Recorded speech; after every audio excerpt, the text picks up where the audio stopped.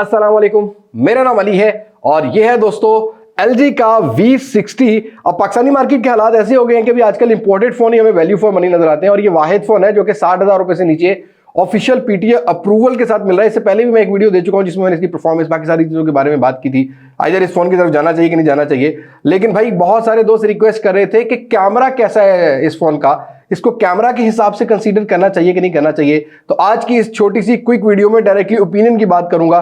पहले से थोड़ी डिफरेंट होगी क्योंकि इसके अंदर इतनी ऑप्शन है कि मैं डिटेल में बात करना चाहूँ तो 30 मिनट की वीडियो बन जाती है। लेकिन हम छोटे से टाइम में कुछ कवर करने की कोशिश करेंगे कि इसमें आपको क्या क्या प्रॉब्लम मिलेंगी, आइदर ये कैमरा के लिए या एक कंटेंट क्रिएटर के लिए कैसा फोन है कैसा नहीं। आई होप ये वीडियो आपको पसंद आएगी। पसंद आती है तो कमेंट सेक्शन में राय जरूर शेयर कीजिएगा, लाइक करके मोटिवेट कर दीजिएगा। मजीद इस तरह की वीडियोस लेना चाहते हैं जो कि पाकिस्तान में डिवाइसेस आती हैं उनके ऊपर लेना चाहते हैं तो चैनल को सब्सक्राइब करके नोटिफिकेशन बेल आइकन को प्रेस कर लीजिएगा। अब मैं आपको ज्यादा बोर नहीं करता, वीडियो शुरू करते हैं। ओके दोस्तों, पहले कैमरा स्पेक्स में नजर डालते हैं तो फ्रंट साइड पर एक 10 मेगापिक्सल का कैमरा है, 4K 30 FPS तक इजीली जो है ना फ्रंट कैमरा हैंडल कर लेता है। और इसी तरीके से अगर रियर कैमरा की बात करते हैं तो नजर आने में 3 कैमरास होते हैं, ट्रिपल कैमरा सेटअप लगता है, लेकिन यहाँ पर 2 ही सेंसर आपको मेन मिलेंगे। 64 मेगापिक्सल का विद ऑप्टिकल इमेज स्टेबलाइजेशन और आपको एक 13 मेगापिक्सल का अल्ट्रा वाइड सेंसर मिलेगा और एक TOF ट्रांसफर ऑफ लाइट वाला आपको सेंसर डेप्थ सेंसर मिलता है जो कि पोर्ट्रेट्स के एज डिटेक्शन के लिए या लो लाइट परफॉर्मेंस के लिए थोड़ा सा काम करता हुआ नजर आता है। तो ये तो कैमरा स्पेक्स ही, और रेयर कैमरा जो है ना वो 8K तक की वीडियो को हैंडल करता है। बट मैं आज वाला जो थोड़ा सा रिव्यू है ना इसको 2 पर्सपेक्टिव से रखूंगा। एक ऐसा पर्सन जो कि बिल्कुल अपना नॉर्मल यूजेज है जिसको कैमरा की ज्यादा सेटिंग है नहीं पता, और एक ऐसा यूजर जो कि कंटेंट क्रिएटर की तरह एक फोन को लेता है जिसको वीडियोस रिकॉर्ड करनी है। तो वो सारी चीजें स्टूडियो लाइट में भी थोड़ी बहुत वीडियो आपको मैं रिकॉर्ड करके दिखाऊंगा। पहले बात करते हैं कुछ फ्रंट कैमरा की वीडियोस की। आप पहले पार्ट में हम लोग वीडियोस को कवर करेंगे, उसके बाद में अपनी फोटोज की बात करूंगा। टाइम स्टैम्प अवेलेबल है, डायरेक्टली किसी भी ऑप्शन पे जाना चाहे तो आप जा सकते हैं। वीडियोस की बात करते हैं तो फ्रंट कैमरा में 1080p 30 FPS में डेडिकेटेड स्टेबल मोड भी दिया गया, ऑल दो सेटिंग के अंदर भी आपको स्टडी मोड मिलता है। यस, यहाँ पर डिटेल अच्छी रिकॉर्ड करता है, लेकिन 10 मेगापिक्सल है, डिटेल अच्छी देखने को मिलती है, फोकसिंग अच्छा देखने को मिलता है 1080p 30 FPS हो।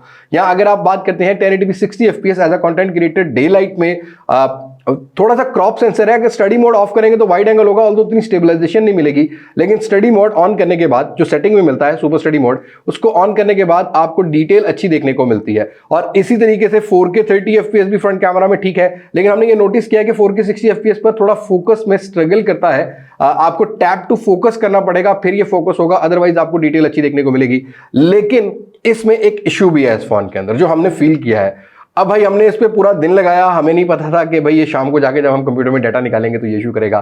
फ्रंट कैमरा में HDR10+ जब आप ऑन करते हैं फ्रंट या बैक कैमरा में, इसकी सेटिंग में जाके HDR10+ का ऑप्शन मिलता है, उसको ऑन नहीं रखना। मैंने डे लाइट में वीडियोस रिकॉर्ड करनी थी तो मैंने कहा चलो HDR मोड भी चेक हो जाएगा। मैंने ये क्लिप HDR10+ के साथ रिकॉर्ड किए हैं, बहुत ओवर एक्सपोज रिकॉर्ड करता है। ऑल्दो यहाँ ये 3 क्लिप आप देख रहे हैं, ये 1080p 30 FPS पर है, एक में स्टडी मोड है, एक में स्टेबल मोड ऑन किया हुआ है, एक में वो जो डेडिकेटेड स्टेबल मोड मिलता है सुपर स्टडी मोड के साथ, वो भी मैंने ऑन किया हुआ है। क्रॉप सेंसर हो जाता है स्टडी मोड में, स्टेबलाइजेशन तो अच्छी मिलती है, क्रॉप सेंसर मिलता है, बट सीरियसली में यहाँ पर जो एक्सपोजर है वो बहुत ज्यादा लॉस्ट करता है। इसी तरीके से फ्रंट कैमरा में 1080p 60 FPS 4K 60 FPS में मैंने क्लिप बनाए, तो ये जो HDR10+ वाला मॉड है ये नॉन ऑप्टिमाइज है इस फोन के अंदर, ये काफी ज्यादा डिटेल को लॉस करता है, तो ये आपने ऑफ रखना है। और उसी तरीके से हम लोगों ने कुछ लाइट जो नाइट मोड होता है, जैसा कि स्ट्रीट लाइट है या किसी शॉप की लाइट्स में आप रात के टाइम में कोई वीडियो बनाते हैं, नॉइजी डायलॉग्स काफी ज्यादा मिलेंगे 10 मेगापिक्सल कैमरा में।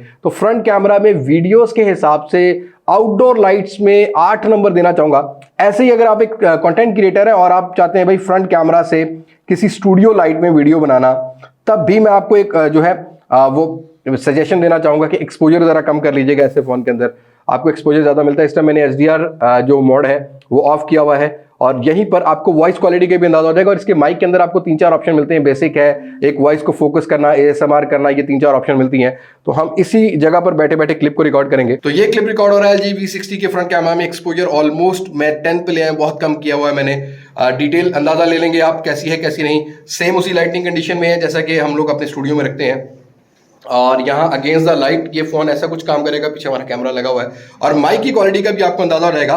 ऑल्दो ये वाला क्लिप 1080p 60 FPS पे है, तो यस अगर आप एक ऐसा कंटेंट क्रिएटर कोई कंटेंट क्रिएट करते हैं तो आपको इस तरह से डिटेल मिलेगी। और अगर आप अभी देख रहे हैं कि मैंने जब स्टार्ट किया था एक्सपोजर कम था, ऑटोमेटिकली एक्सपोजर जो इंक्रीज हो गया जैसा लाइट मेरे पीछे आई थी। तो ये थोड़े बहुत इश्यूज इस फोन के अंदर देखने को मिलते हैं।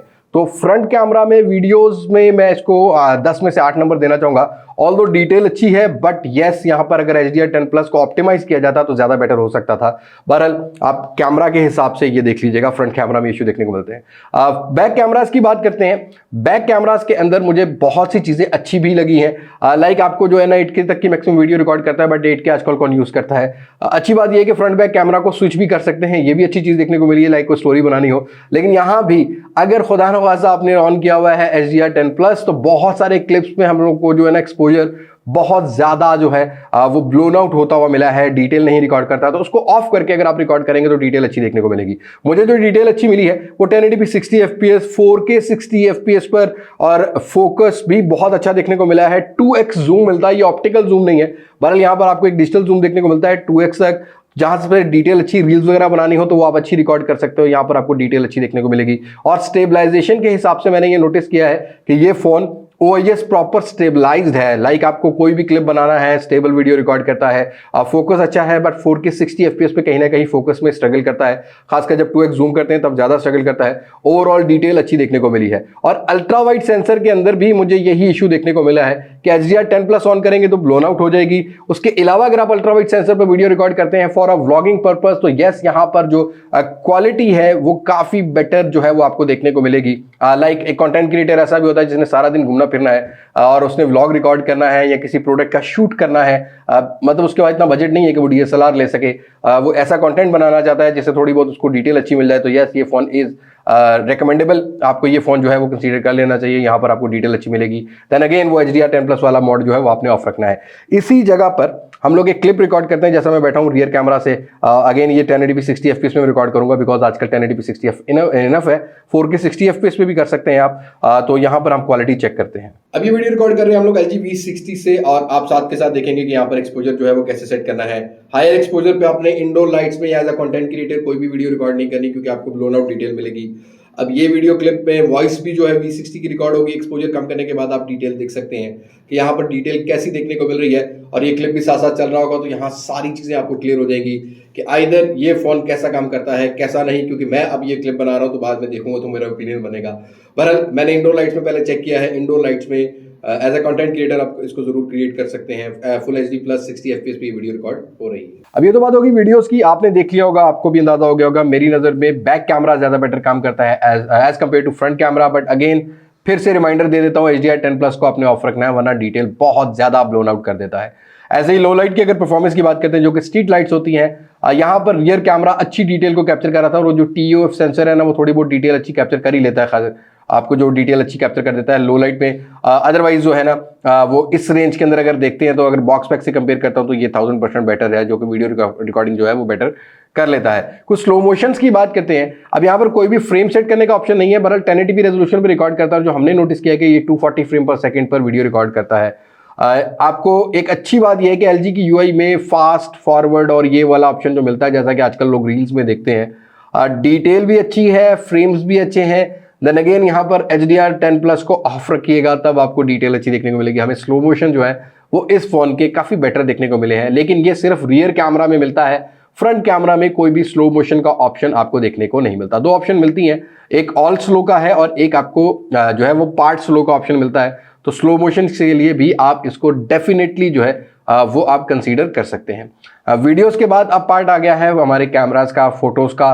पहले फ्रंट कैमरास की बात करते हैं, तो हमने इसकी जो पहले भी वीडियो की थी उसमें भी बताया था कि थोड़ा सा नेचुरल लुक रखता है। आजकल जरा शार्पनेस लोगों को पसंद आती है, उतनी शार्पनेस नहीं प्रोवाइड करता जितनी OnePlus के, ओप्पो के, वीवो के फोन जो है वो प्रोवाइड करते हैं।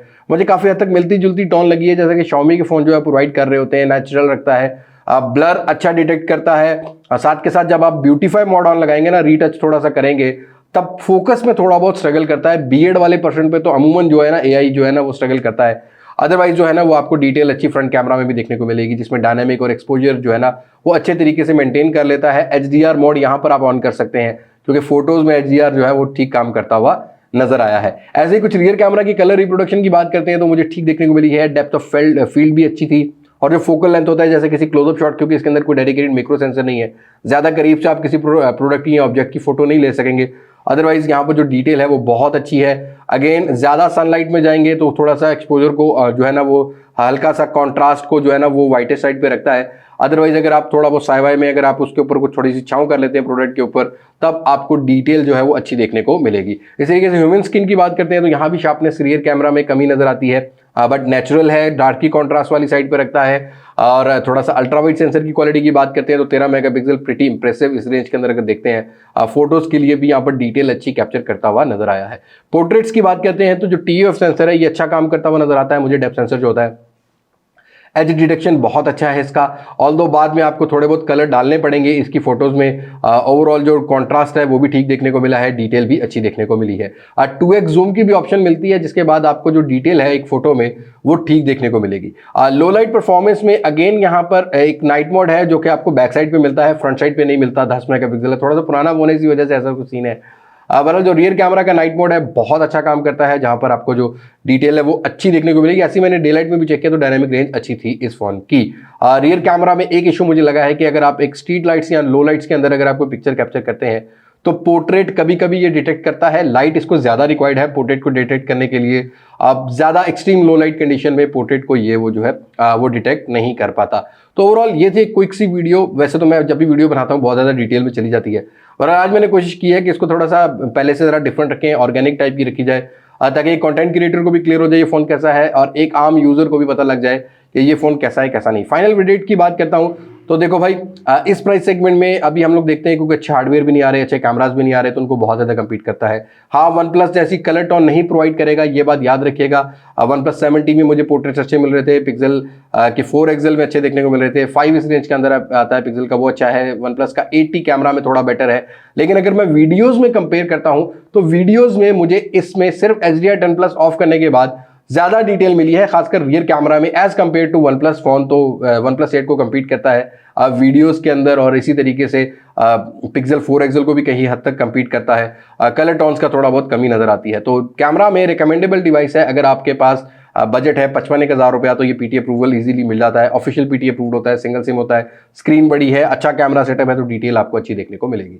आपको कैसा लगा इसका camera? Do let me know in comment section. I hope आपको मेरा पॉइंट समझ आ गया होगा। समझ आया तो भी लाइक कर दीजिएगा, नहीं समझ आया तो भी लाइक जरूर कर दीजिएगा, आजकल बहुत जरूरत है। ओके, आज की वीडियो में तक मुलाकात होगी नई वीडियो में, किसी नई अनबॉक्सिंग, किसी नए रिव्यू, किसी नए कंपैरिजन के साथ। तब तक मुझे दे इजाजत। मैं हूं लिबास मास्टर से पाकिस्तान, जिंदाबाद। अल्लाह हाफिज।